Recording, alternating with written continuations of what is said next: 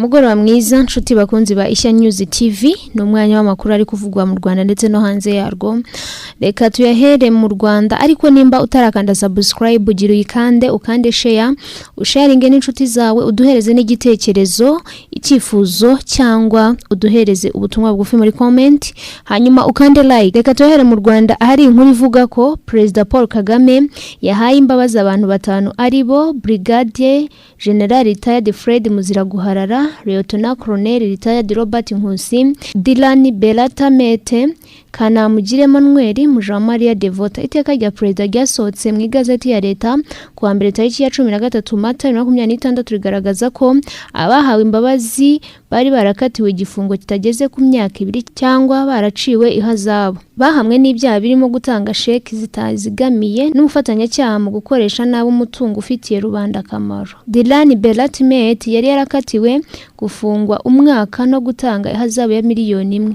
Kanamugire yaraciwe ihazabu ya miliyoni 154 n'ibihumbi 800 by'amafaranga y'u Rwanda. Mujamaria yaraciwe ihazabu ya miliyoni 84. Lieutenant Colonel Retired Nkusi yari yarahamijwe ubufatanyacyaha no gukoresha nabi umutungo ufitiye rubanda akamaro, yarakatiwe igifungo cy'umwaka n'amezi 6 n'ihazabu ya miliyoni 1. Brigadier General Retired Muziraguharara nawe yari yarahamijwe ubufatanyacyaha mu gukoresha nabi umutungo ufitiye rubanda akamaro, kutamenyekanisha icyaha cy'ubugome cyangwa gikomeye, akatirwa igifungo cy'umwaka 1.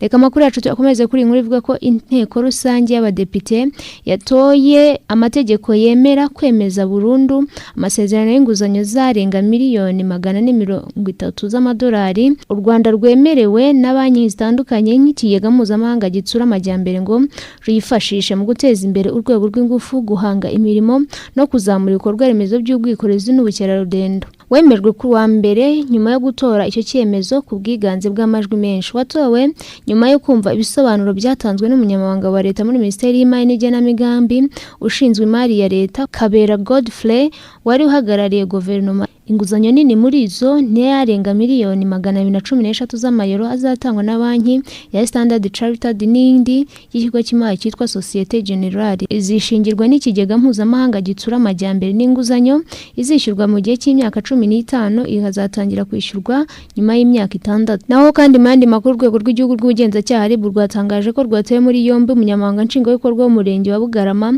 Ndamyimana Daniel kurikiranyweho icyaha cyo guhakana jenoside no kugoreka kuri jenoside agamije kuyobya rubanda. Umuvugizi wa RIB Dr Murangira Thierry yavuze ko yafashwe ku itariki ya 11 Mata 2026 nyuma y'amakuru ko yashakaga ko mu murenge ayoboye bibuka tariki ya 6 Mata 2026. RIB yavuze ko perezida gikomeje kugira ngo hamenyekane neza impamvu y'icyo gikorwa. Kuri ubu ukiye ku cyaha afungiye kuri sitasiyo ya RIB ya Kamembe. Reka twekeze hanze y'u Rwanda hari inkuru ivuga ko abadepite bo muri Repubulika ya Demokarasi ya Kongo bashaka kweguza Minisitiri w'Umutekano Jacques Shaban Ruko kubera kunanirwa kurinda umutekano w'abaturage n'imitungo yabo. Gahunda yo kweguza Minisitiri Shabani yatangijwe n'umudepite uhagarariye Kisangani mu nteko ishinga amategeko ya Repubulika ya Demokarasi ya Kongo, akaba n'umunyamuryango w'ihuriro Union Sacrée riri ku butegetsi Randi Yangotikara. Depite Yangotikara yamenyesheje bagenzi be ko umutekano ukomeje kuzamba mu gihugu bitewe ahanini n'ibikorwa by'ubugizi bwa nabi biri kubera i Kinshasa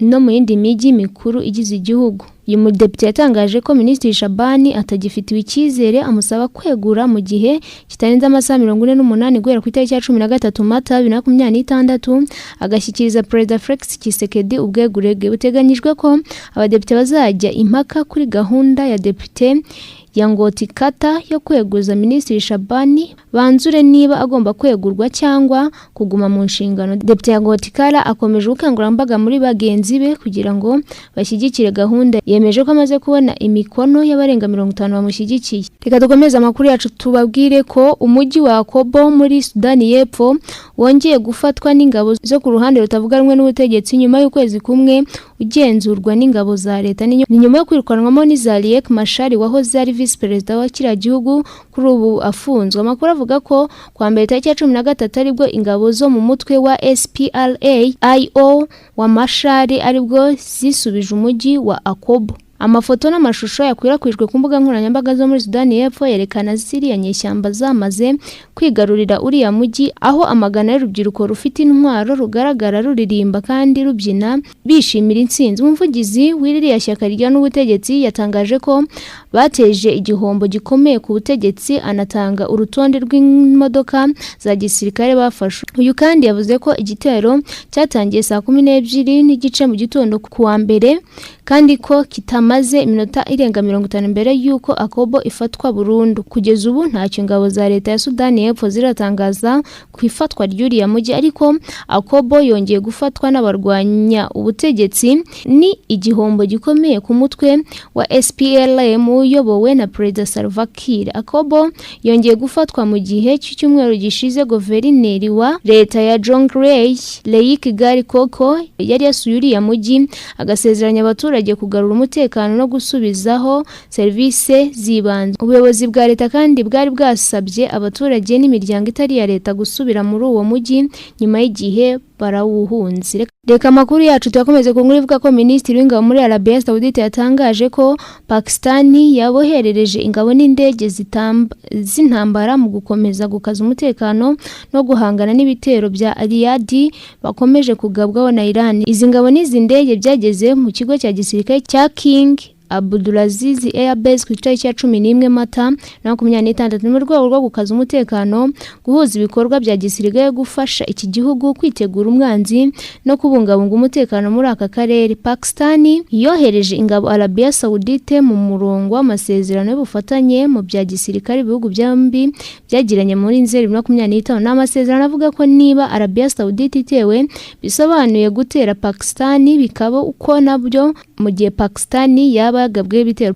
Pakistani yunganiye umugenzi wayo muri gihe Iran yakomeje kugaba ibitero kuri Arabia Saudite. Abite Iran baheruka kurasa ku bikorwa remezo by'ingufu, ni ibitero byahitanye abantu bikanakomeretsa abandi. Abiriyadi bazizwa na Iran ko ari inshuti z'akadasohoka za Leta Zunze Ubumwe za Amerika, ndetse iwabo habarizwa ibigo bya gisirikare bya Amerika. Pakistani yerutse kunenga ibi bitero Iran ku bigo by'ingufu bya Arabia Saudite, igaragaza ko ari uburyo budakwiye bwo gukomeza kwagura intambara no guhungabanya nkana umutekano w'akarere. Pakistani na Arabia Saudite bifatanya no mu yindi mishinga, aho Islamabad ishobora kwakira miliyari 5 z'amadolari nk'inkunga zatanzwe na Arabia Saudite na Qatar, izayifasha kwishyura umwenda ya miliyari 3 z'amadolari Islamabad bafitiye Leta Zunze Ubumwe z'Abarabu. Katubashimire inshuti bakunzi ba Ishya News TV, bashimire kuba mwakomeje kubana natwe, mukomeze kugira umugoroba mwiza.